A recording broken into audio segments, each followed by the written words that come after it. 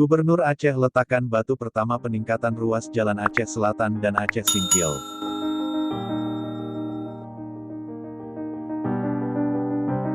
Gubernur Aceh Nova Iriansyah melakukan groundbreaking atau peletakan batu pertama peningkatan sejumlah ruas jalan yang menghubungkan sejumlah wilayah di Kabupaten Aceh Selatan dan Aceh Singkil pada Kamis, tanggal 4 Februari tahun 2021.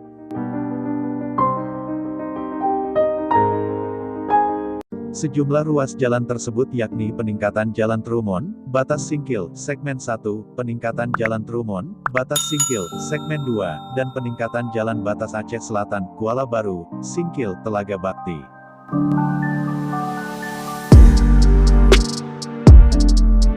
Seluruh proyek tersebut merupakan pekerjaan yang dilakukan menggunakan skema kontrak multi-years, atau tahan jamak. Pengerjaan proyek itu ditandai dengan pengujian alat berat grader yang dilakukan Gubernur Nova disaksikan Bupati Aceh Selatan Tengku Amran, Asisten Perekonomian dan Pembangunan Sekda Aceh Mawardi, Pit Kepala Dinas PUPR Aceh Mawardi, anggota DPR atau Gus Sama Indra dan Edi Kamal, para kontraktor pelaksana proyek.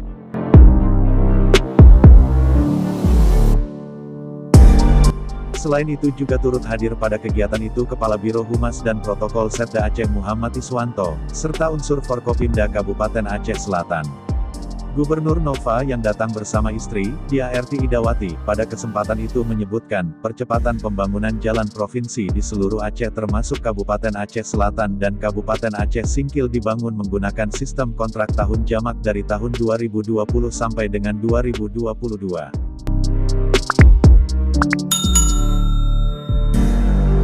Semua proyek peningkatan jalan ini ditargetkan rampung paling telat Desember tahun 2022, ujar Gubernur.